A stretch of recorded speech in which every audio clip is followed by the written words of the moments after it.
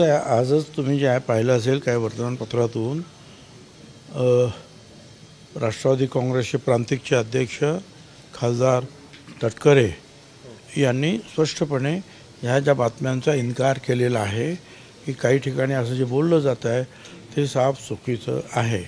असं काहीही ठरलेलं नाही किंवा संकेत दिले गेलेले नाही. त्यामुळे चर्चा सुरू आहे. तोपर्यंत आता मीडियावर त्याची चर्चा करण्याचं काही कारण आहे असं मला वाटत नाही.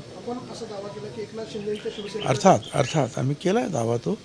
मग त्यांचे आणि आमचे सारखेच आमदार आहेत. त्यांचे आमदार खासदार जे आहेत हे BJP आणि मोदी साहेबांची जी लोकप्रियता त्यांचीसुद्धा मतं घेऊन ते निवडून आलेले आहेत. आमचे लोक जे आलेले आहेत ते त्या प्रवाहाच्या विरुद्ध जाऊन निवडून आलेले लोक आहे. हा एक फॅक्टर जो आहे हा लक्षात घ्यायला पाहिजे. परंतु ते काय किंवा म्हणजे शिंदे गट काय किंवा अजितदादा काय किंवा BJP काय या सगळ्यांनी जे आहे सगळ्यांना एकमेकाला समजून जे आहे एकमेकाचा मान सन्मान राखून जो जिथे निवडून निश्चितपणे येईल त्याच्या बाबतीमध्ये ते निर्णय घेतील अशी आमची खात्री आहे. आपल्या पक्षाच्या काही बैठकांमध्ये लोकसभेवर चर्चा झाली आहे. दिंडोरची जागा देखील आपला पक्ष लढवेल अशा स्वरूपाची चर्चा होती. असं आहे की आम्ही जवळजवळ 15-16 मतदारसंघातील कार्यकर्त्यांबरोबर चर्चा केली. त्यात काही मंत्री होते, काही आमदार होते आणि सगळ्यांनी जे फार उत्साहपूर्ण ते आपली मतं मांडली. आणि अनेक ठिकाणी तर 6 पैकी 4 आमदार तर आमचे आहेत राष्ट्रवादीचे. काही ठिकाणी आमचे पूर्वीचे लोक निवडूनसुद्धा आलेले आहेत. तर असाही हा एक प्रश्न आहे. आणि दुसराही एक दृष्टिकोन असा आहे की बा हे 6 जे साधारणपणे जे आहेत महसूल विभाग आहेत त्या सगळीकडे जे आहे प्रतिनिधित्व मिळालं पाहिजे. हाही एक विषय जो आहे हा समोर आलेला आहे. नाशिकची जागा देखील महत्त्वाची आहे. समीर भाऊंनी नाशिक लोकसभेमध्ये गेल्या त्यांच्या टर्ममध्ये केलेली कामं या सगळ्या पार्श्वभूमीवर नाशिकच्या लोकसभेवर देखील आपला दावा असणार आहे. असं नाशिकला जर आम्हाला ही जागा मिळाली तर कोण लढणार हे पक्ष ठरवेल. हे बरोबरच आहे की इथे नाशिक शहर आणि जिल्ह्यामध्ये जे आपण काम केलेलं आहे हे लोकांच्या समोर आहे. बाकीचे कोणी किती सांगितले की त्यांनी काय काम यांनी काय केलं पण आम्ही काय केलं हे सगळं नाशिककर पाहतात. त्याच्यामुळे मला ते सांगण्याची काही आवश्यकता असं काही वाटत नाही. परंतु अगोदर ती जागा सुटली पाहिजे. सुटली तर मग कोणी लढायचं ते पक्षामध्ये ठरवलं जाईल. रामदास कदमांनी काल प्रतिक्रिया दिलेली आहे की आम्ही मोदी आणि अमित शहा यांच्यावर विश्वास ठेवून आलेलो आहोत. केसाने गळा कापला जाऊ नये याची दक्षता त्यांनी घ्यायला पाहिजे. आता तसे शार्प रिॲक्शन काय मी काही देणार नाही तूर्त तरी. आणि आपण मला असं वाटतं एकमेकावर विश्वास ठेवूनच आपण पुढे जायला पाहिजे. साहेब आपण काल नाशिक पालिका संदर्भात एक मुख्यमंत्र्यांना पत्र पाठवलेलं आहे. भूखंड संदर्भात खरं पत्र आहे. अत्यंत गंभीर घटना आहे आणि या संदर्भात कशा पद्धतीने काल वर्तमानपत्रामध्ये सुद्धा काही बातम्या आल्या. मला असं वाटतं त्या सगळ्या गोष्टीचं म्हणजे मलाच कळलं नाही की अशा बातम्या काय आहेत. यामध्ये जे आहेत कांदे विरुद्ध भुजबळ असा संघर्ष जे दाखवण्यात आला. कुठे प्रश्न येतो कांद्यांचा इथे आणि कांद्यांचा मला काय संघर्ष आहे. आम्ही सगळे एकाच सरकारमध्ये काम करतो आहोत. मला काही लोकांनी पत्र आणून दिली की इथे शिक्षणासाठी असलेला भूखंड जो आहे त्याचं रिझर्वेशन चेंज करता आहेत. तर मला असं मी या मताचा आहे म्हणजे मुंबईचा महापौर होतो तेव्हापासून मी माझ्या या मताचा आहे की मुंबईला सुद्धा असे जे भूखंड जे आहेत शिक्षणासाठी इस्पितळासाठी मोकळे मैदान गार्डनसाठी अशा वेगवेगळ्यासाठी इथे अनेक वेळेला आमच्याकडे पैसे नसायचे एवढे सगळे भूखंड ताबडतोब ताब्यात घ्यायला. मग हे भूखंड जे आहेत आम्ही ज्यांना इस्पितळ काढायची त्यांना देऊन टाकले किंवा ज्यांना शाळा कॉलेज काढणाऱ्या ज्या चांगल्या संस्था आहेत त्यांना म्हटलं की तुम्ही ह्या शाळा कॉलेजेस तिथे काढा. काय काही ठिकाणी TDR वगैरे त्यांना देण्यात आला आणि ते भूखंड जे आहेत ताब्यात घेण्यात आले. तर माझं स्पष्ट मत आहे की अशा रीतीने कारण पुढे पुढे जी नाशिकची जी काही लोकसंख्या वाढते त्याच्यामुळे शाळा कॉलेजेस जे आहेत आणि आज जगामध्ये ज्ञानाला जास्त महत्त्व आहे त्याच्यामुळे शाळा कॉलेज किंवा इस्पितळं किंवा मोकळ्या जागा गार्डन्स ह्या रिझर्वेशनला आपण धक्का लावू नये त्याच्यासाठी दुसरा काहीतरी मार्ग काढला पाहिजे. त्याचबरोबर मागे असं एक प्रकरण झालं होतं की काही लोकांनी विशिष्ट जागा ज्या महानगरपालिकेने जे आहे हे खरेदी केलेल्या होत्या आणि म्हणजे असं सांगितलं की हा असा रस्ता आहे मग रस्त्याचा इथला एक प्लॉट घेतला इकडचा एक प्लॉट घेतला मध्ये नाहीच मग तो रस्ता कसा होणार. पण यांना पैसे देण्यासाठी जे आहे ते सगळं काही करण्यात आलं होतं. मग त्याचे जे आहे फार मोठी जे आरडाओरड झाली मग त्याची चौकशी सुरू झाली. तसा एक भाग आहे की बा ज्या अशा काही गोष्टी आहेत त्याच्यावर कुणाचं प्रेशर आणून हाडमार्गाने जर कोणी करत असेल तर ते करू नये. आणि तिसरं म्हणजे ह्या ज्या बढत्या आहेत प्रमोशन्स आहेत विशेषतः तर त्याच्यामध्ये जे आहे तुम्हाला माहिती आहे जर 1 महिन्याचं सुद्धा प्रमोशन जर डावलण्यात आलं की ताबडतोब कोर्ट हायकोर्ट इकडे तिकडे चाळी ओरड होते. त्यामुळे करंजकर जे आहेत हे चांगले अधिकारी आहेत.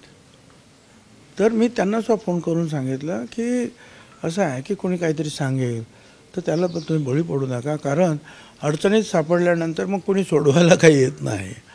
त्यामुळे आपलं सरळ काम करावं काय आणि या अशा काही आणि तुम्हाला काय म्हणजे अडचण त्यांना पण येऊ नये म्हणून मुख्यमंत्र्यांनी पत्र दिलं की तुम्ही सुद्धा जा या बाबतीमध्ये त्यांना आश्वस्त करायला पाहिजे काय आणि त्यांना सुद्धा प्रोटेक्शन द्यायला पाहिजे की तुम्ही आपलं नीट आणि स्वच्छ काम करा.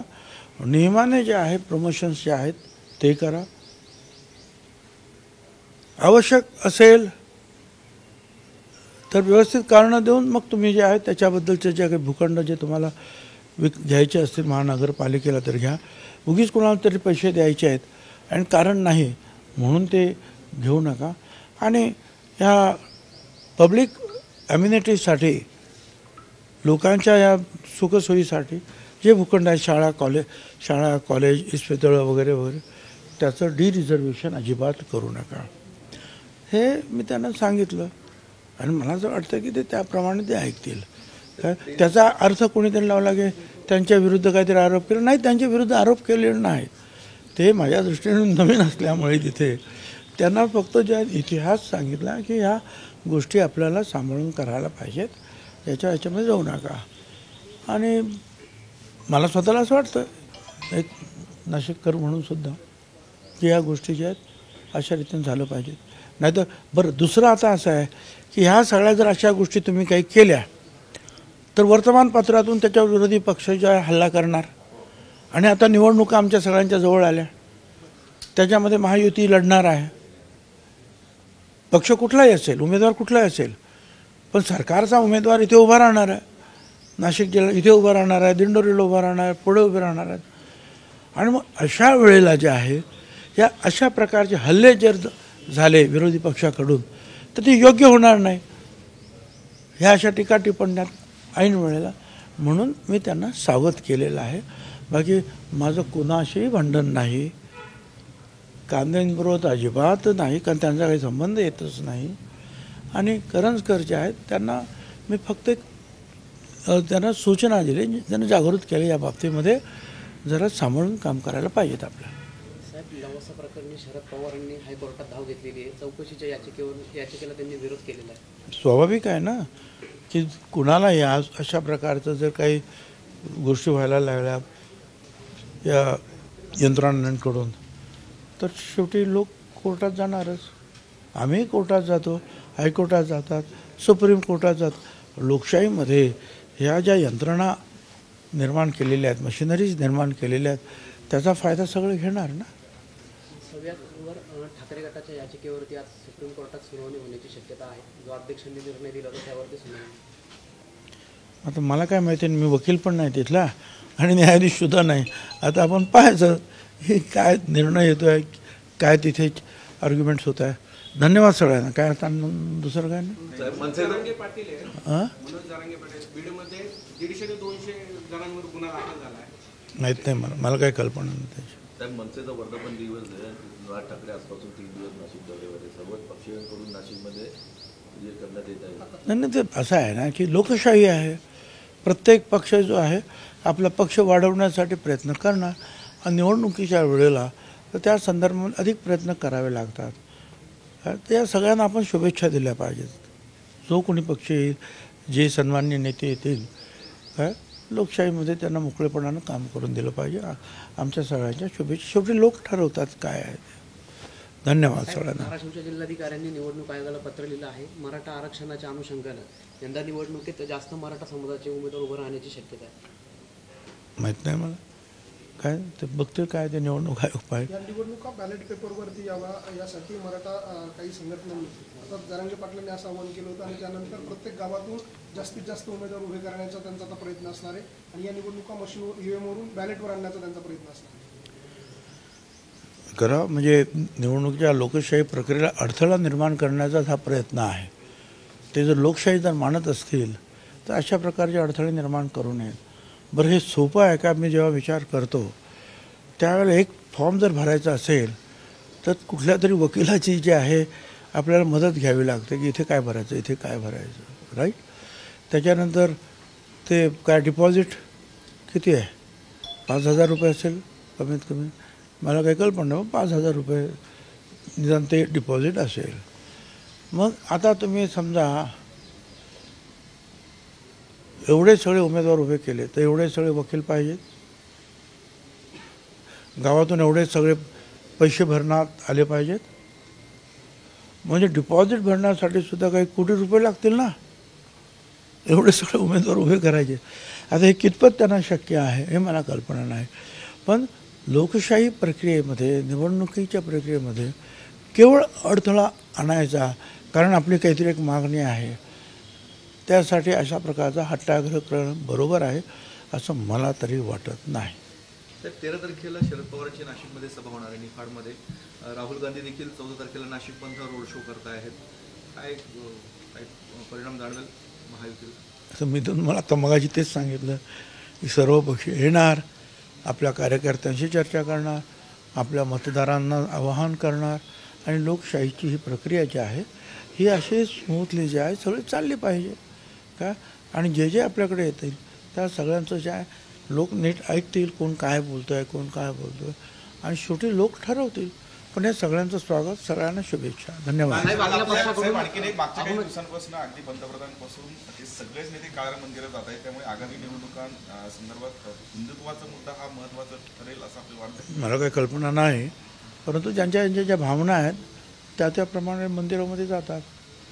कोणी घरात पूजा करतो आहे, कोण देवीची पूजा करतो आहे, कोण खंडेरायाची पूजा करतो आहे, वेगवेगळे कोण रामाचे, कोण कृष्णाचे, कोण भगवान शंकरांचे. आता प्रत्येकाला जो आहे आपल्या हा देश जो आहे त्याला आपलं धार्मिक स्वातंत्र्य आहे, जाते. श्रद्धा आहेत लोकांच्या त्याप्रमाणे जाते. ज्या राहुल गांधींनी राम हे कल्पना पुरुष आहे असं कोर्टामध्ये म्हटलेलं होतं, तेच गांधी आता मला त्याच्यावर मी कसं त्याच्यावर ते जी उत्तरं जे द्यायची ते त्यांनी द्यायची, मी काय उत्तर देणार नाही. साहेब, आपल्या पक्षाकडून अरुणाचल प्रदेशमध्ये निवडणूक लढवली जाणार आहे विधानसभेची. यासाठी तिथल्या प्रदेशाध्यक्षांनी अजितदादा आणि पटेल साहेबांची पण भेट घेतली.